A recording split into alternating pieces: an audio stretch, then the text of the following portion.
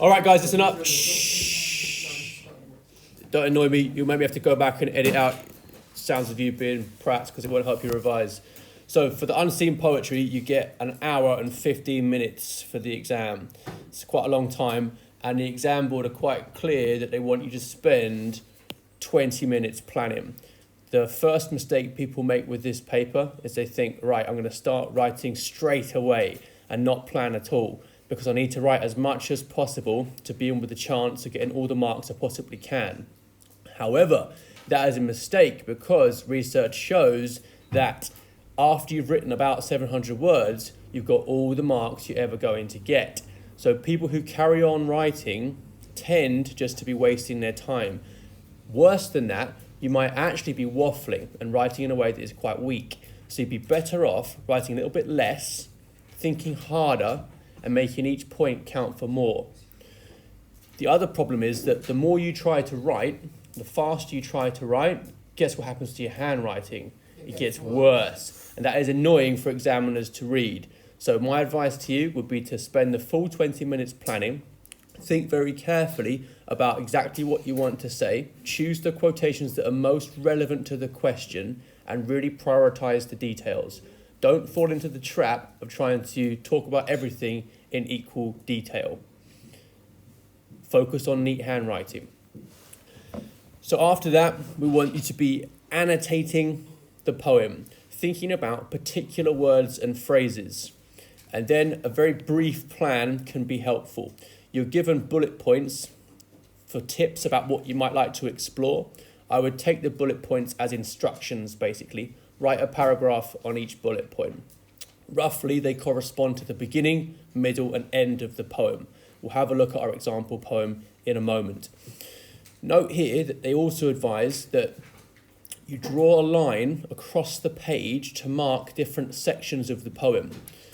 They've given you bullet points for beginning, middle, and end. So really, you want to be finding beginning, middle, and end of the poem with your lines. Most people don't talk about structure, so it's a good idea to talk about structure if you can.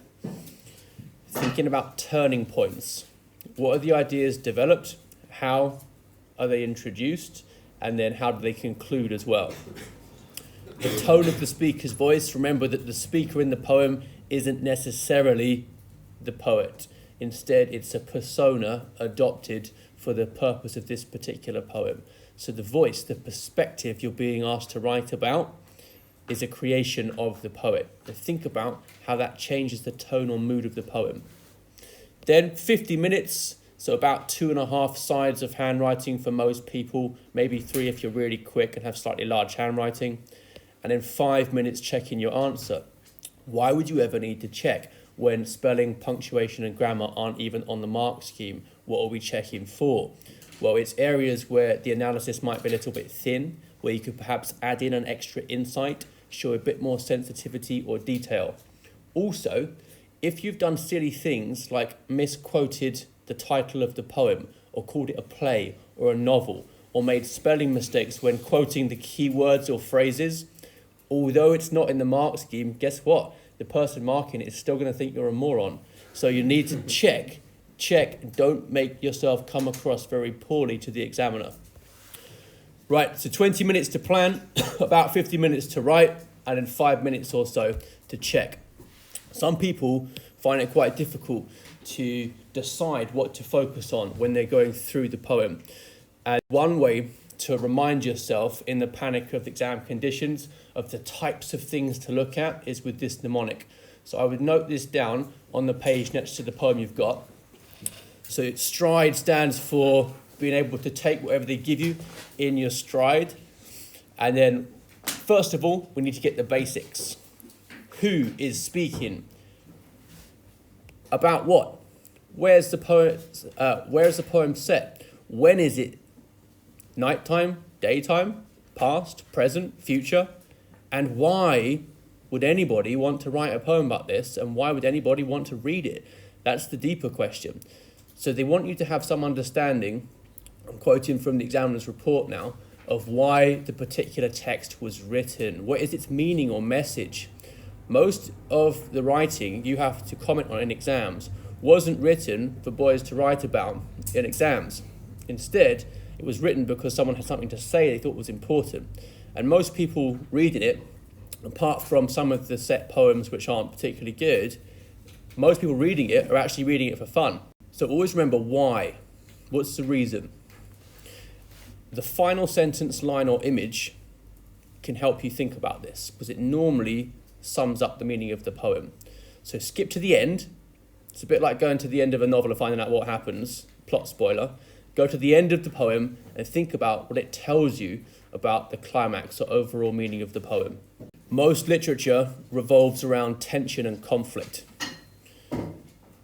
There's an old saying, no problem, no poem. So people tend not to put pen to paper unless there's something bothering them they want to figure out or attack in some way. Even love poetry, which you might think hasn't got many tensions or conflicts in it, even if everything's going well in the relationship with the beloved, has to deal with the fact that eventually one of you's going to die. So love poetry also has the supreme conflict of love versus death. So look at how the tension or conflict might start, then where does it go next, how is it developed, and then how does it end, what conclusions are reached. And you've got to be prepared to realise that sometimes there are no easy answers. The ending can just be frustration or another question or a new revelation of tension or conflict. Next thing is, have a think about whether there's any repetition. This could be rhythm or rhyme, or it could just be words that are repeated or connotations that you think you can spot. Patterns, semantic fields they're called, so words that you can group as being similar in their meaning or connotations. We'll talk more about this later, but if you do spot that there's a rhyme scheme, don't just comment on the rhyme scheme in general. If you do spot there's a particular rhythm or meter, don't comment on the overall metrical scheme in general. You're much better to say the most effective rhyme is and choose one and give your reasons. A particularly significant rhyme is. A particularly effective metrical stress is. So go for insight into individual details. We want particular cases and then particular effects. Next one, and I would say that the bulk of your marks come from this. This is basically any way in which the writer appeals to your five senses. Poetry is about making things concrete, appealing to the senses. It's not really about abstract ideas. They have to be embodied through sensory detail. So how do we add emotion to information? How does the writer work on our imaginations? That's the question to answer. So for imagery, ask yourself sight, sound, smell, touch, taste, the five senses. Sight, sound, smell, touch, taste. And try and find what details you think are relevant for each. Then we've got different sentence lengths. People often forget that poems are written in sentences, and it's quite a good idea to watch what the writer does with them. What is the shortest sentence? What is the longest one? Can you spot any particular moments in the poem where the sentences vary in length or style? How does he begin sentences? Is it always with the subject, or sometimes is the syntax altered for special effects? And then at the end, you're much better off to conclude by finding a detail or phrase that best sums up the impact of the poem on you, rather than just saying a summary of what you've already said. So ask yourself, is there one word or phrase that best sums up the mood or atmosphere of the poem? Often, the title is quite a good clue for this, because it's likely that the poet has written about something, especially if it's an object from nature, like a tree or a plant or an animal or something like that. It's being used in the poem because it represents certain ideas for the poet. And that is the case with the poem we're about to look at. I don't think that you need to have a paragraph on each of these in this order as your essay plan. I wouldn't do that. I would just follow the bullet points that they give you and go through the poem chronologically. But despite that, this is a very useful way to annotate poems. So this is how to annotate poems and find details to talk about. When you actually come to write the essay, just use the bullet points they give you.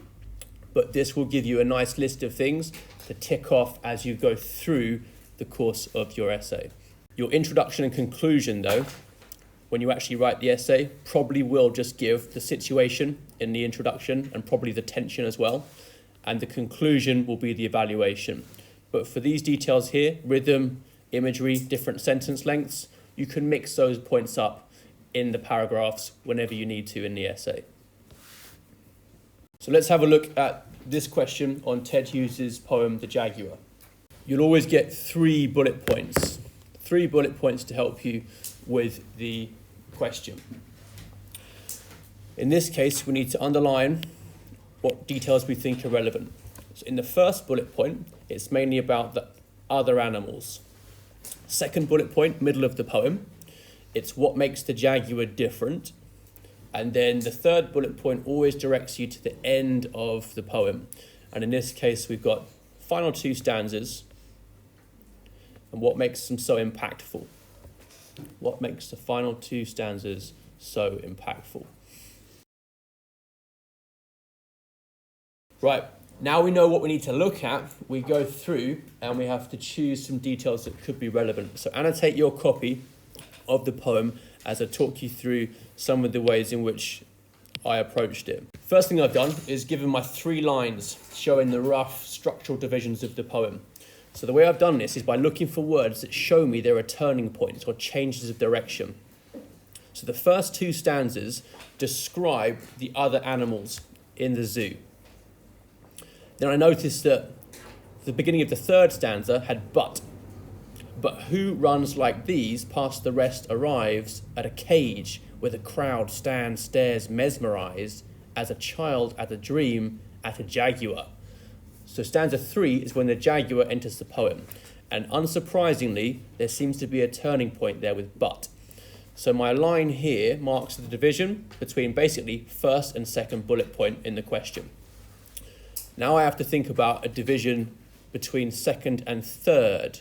So I went through and then found that just towards the end of the penultimate stanza, we've got, but there's no cage to him. So the jaguar was caged. That's what the second section is about largely. But we changed direction because it seems like although he's physically trapped, he's mentally free. So the second but here gave me my 3rd division for the poem. So I've got my 2nd line in here. So once I've used my lines across the page, and remember that is what they said to do in the tips from the exam board, we now have a rough sense of which parts of the poem correspond to which bullet points. So it is in chronological order in a way. Even though you said that like you don't need to put them in that order, it is kind of in chronological order. Yeah, but remember I said that the stride plan isn't really a way to write an essay, it's a way to annotate a poem. So we don't need to write it according to the stride plan. We just annotate according to that. When it comes to the poem, you're best off following chronologically because that's what the bullet points do. Remember, the bullet points aren't actually tips. They're basically passive-aggressive instructions. You might like to consider, is how they normally phrase it, it actually means if you want a good mark, follow these instructions. So just do what they say. And they are the topic sentences. Yeah, but you can't just rehash them with the exact words. Instead, you've got to add some sort of insight. So what theme or idea about the other animals do you want to talk about in your paragraph? What theme or idea about how the jaguar is different do you want to use? And then also, for the final 2 stanzas, what impression do you get?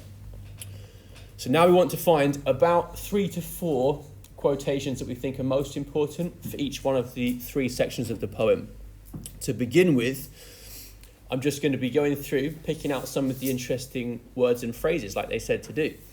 So first of all, I'm just looking at some of the verbs that I think are important. So the way the apes yawn, for example, suggests perhaps tiredness, but also laziness. The idea that they're adoring their fleas as well might add to that negative impression we get of them, suggesting that they're kind of complacent or selfish or self-absorbed. The parrots strut, a verb that suggests that they're attention-seeking or showy. And then this is developed by the simile comparing them to cheap tarts.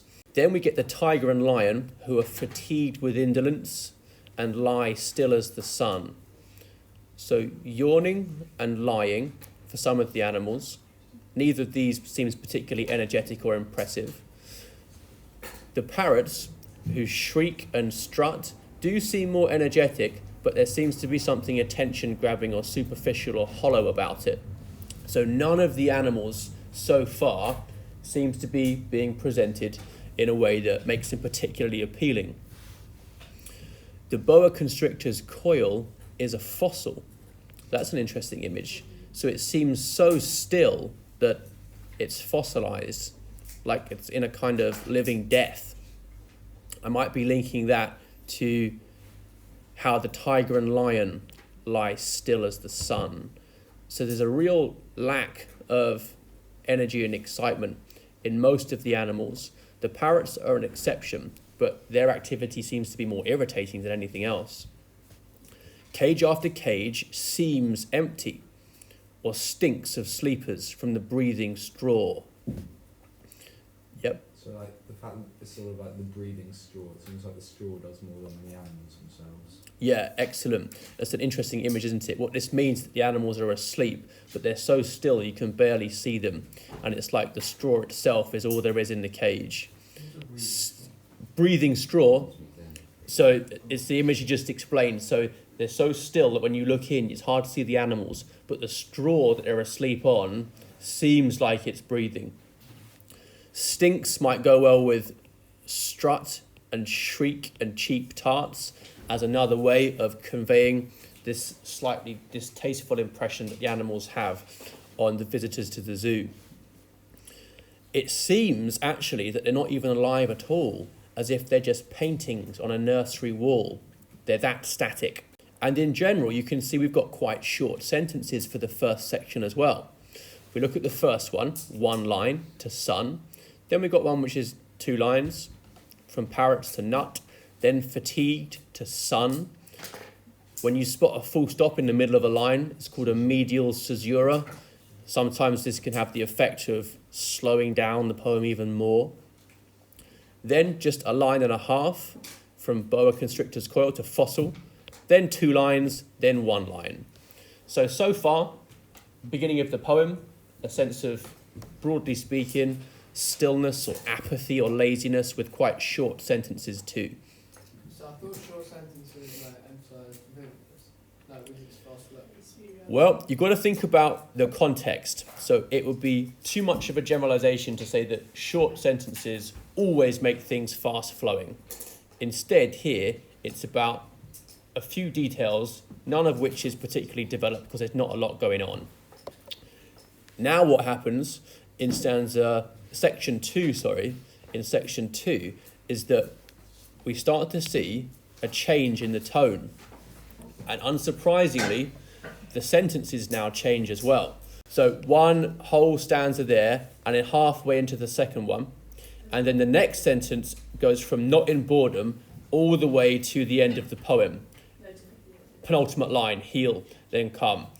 So for this one, we immediately get a far longer sentence than we had in the first section of the poem. Perhaps this is to do with the rush of energy that the jaguar represents. So now the sentences flow over the very short lengths they were at before. Unsurprisingly, some of the language about the jaguar reflects that. So the crowd are running. Then, when they arrive at the jaguar, they're static. And the jaguar himself is hurrying enraged after the drills of his eyes on a short, fierce fuse. So a good answer would be commenting on the sudden change in sentence length. Also contrasting the language here to do with pace and energy with the more static language of the first section. We're thinking about how the jaguar is made different from the other animals. Compared to the other animals, there's something extremely exciting about the jaguar as well. Stares mesmerized as a list of 3 details telling us about the impact he has, perhaps gets stronger and stronger. So they're standing still watching, but they're not just watching, they're staring, like their attention is fixated, And then mesmerise is even stronger than stares. It's like they've fallen under a kind of spell. The Jaguar has a hypnotic power. And then even stronger than mesmerised, the crowd, which comprises not only children but adults too, stares as a child at a dream. So that simile there is a really important image of how the Jaguar is portrayed to us. Whenever you see a metaphor or simile, try to give a couple of reasons why it's important. So as a dream, does this suggest there's something fantastical about the Jaguar, something larger than life? It's almost surreally vivid, nightmarish perhaps.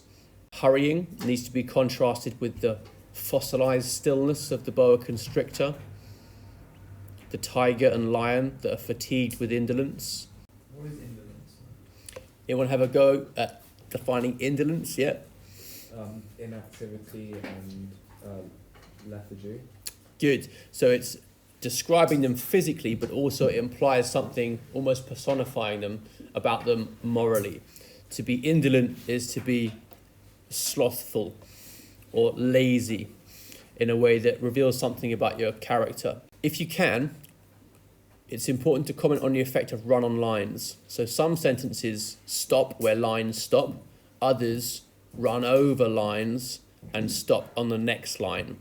So through prison darkness after the drills of his eyes, grammatically could have been a full stop there, but instead the sentence runs over not only a line but a stanza as well. To on a short fierce fuse. So think about the effect of the run-on line there. The examiner's report says if you can, look at the syntax of individual sentences is the most important skill you can show off, particularly with run-on lines. So you could argue here that what this adds, after the drills of his eyes on a short fierce fuse, is that this line becomes a kind of short fierce fuse because of the way it's been set out. So there's a bit of suspense, tension here, after the drills of his eyes on a short fierce fuse. And then, dramatic pause. Not in boredom. So there's a contrast between why you imagine he might be running, hurrying, because he's frustrated and bored. But then the poem again just alters direction slightly. What's the point of, in the second line, the parrot shrieking of the hill on fire? That's quite vivid, isn't it? It is, yeah. I think the parrots seem irritating in the first section. So if you're on fire, shrieking, you're in a lot of pain, making lots and lots of noise. The parrots, so far, we've heard that they struck like cheap tarts and they want to get attention from the strollers to try and get some nuts thrown to them. And screaming like they're on fire, even though they're not, just shows how much noise they're making. After the fact that he's not in boredom, we then start to get some other details about him that show that he's different from the others. The parrots were described as shrieking like they're on fire. The Jaguar, though, his eye is satisfied to be blind in fire by the bang of blood in the brain, deaf the ear. So think what the eye symbolises about him. If you ever stared into a cat's eye, think about the intensity of it, exactly. And there's something about the eye here that symbolises the Jaguar as a whole. So the eye sums him up here, and it's satisfied to be blind in fire. What's the fire? It's definitely a metaphor of some sort. What does it represent? His untamed energy, the fact that the cage can't defeat his spirit. Could argue that. We could also argue it's something about perhaps not just the fact that he is unbeaten by the cage, but doesn't mind feeling angry about it. There's a kind of rage here, rather than boredom. Then we get some sound effects here that show off the sense of intensity and power that he has. Bang, blood, brain, bars. So his eye is blind in fire, and then his ear is deafened by the bang of blood in his own brain. Don't know if you've ever been running or playing sport or whatever, and you can hear the blood beating in your own ears if you've gone for a hard sprint. So the image here is that the Jaguar is completely consumed by the fire in his own eyes, and the beating blood in his own brain and ears. So we've got hurrying, enraged. We've also got here spinning from the bars. Remember to contrast these verbs for the jaguar with the verbs and images for the animals in the first section of the poem. Everything is about pace, aggression, anger.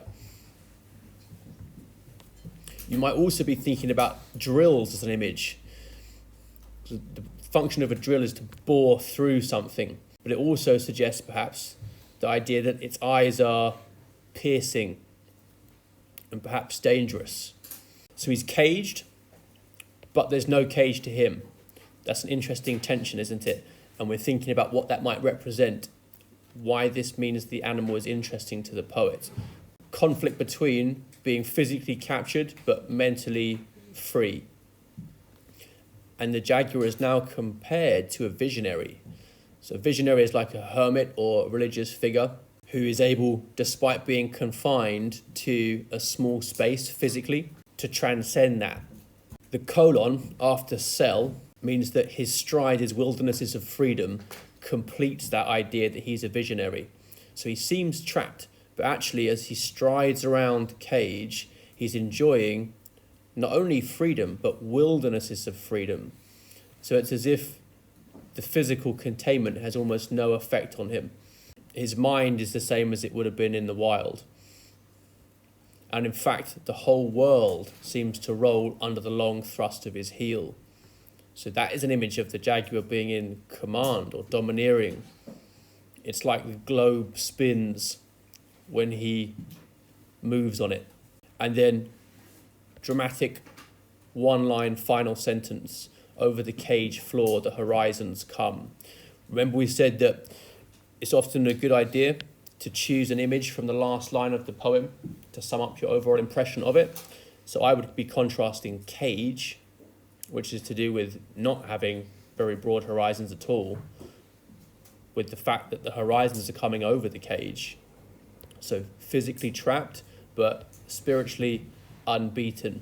So if we're asking ourselves what the jaguar might symbolize now, it's probably about having an indefatigable spirit. So having gone through the whole poem and made some notes then, what we now need to do is come back to the question and think about what we're going to say in the introduction as our overall impression of the main meaning or message of the poem, perhaps quoting from the end.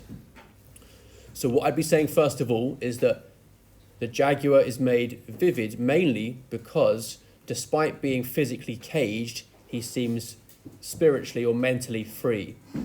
The image from the end of the poem, portraying him as a visionary, enjoying wildernesses of freedom, conveys this most powerfully. We also need to think of a theme or idea for each topic sentence. So the other animals seem broken by captivity. Very still, very lethargic, indolent. The parrots do seem to have an energy, but it's a kind of desperate, attention-seeking, irritating energy. So should the conclusion take, does it have to be a quotation from the end? It can be a quotation from anywhere that you think best sums up the mood of the poem. Second bullet point, I would be saying that the jaguar is similar in that he's trapped, but he's different in that he seems undefeated by captivity. He still seems wild. And then the final two stanzas are so impactful because they develop the metaphor of the jaguar as a symbol of spiritual freedom. Sometimes it's quite useful to have a top 10 words checklist for poems, top 10 words checklist. If you've got 10 quotations and you say 2 things about each one, then you've got 20 things to say, and you've got a good chance of getting into the top band on the mark scheme. So quick rundown of some words you might include. You don't have to have these ones, but you might find them useful. I would definitely have yawn, the comparison of the parrots to cheap tarts, indolence for the tiger and the lion, the fossil image, the nursery wall painting.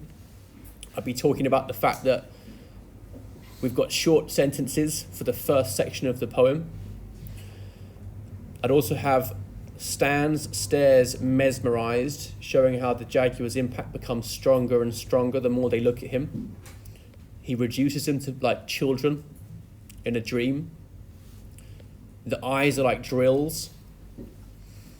The short fuse suggests that perhaps there's an explosion of some sort coming soon. And then you might be comparing the fire imagery for the Jaguar's eye to the fire that makes the parrot shriek in the beginning, contrasting their reactions. The Jaguar is satisfied in fire. And then you'd want the image of the horizons coming over the cage floor and his heel seeming to control the world itself.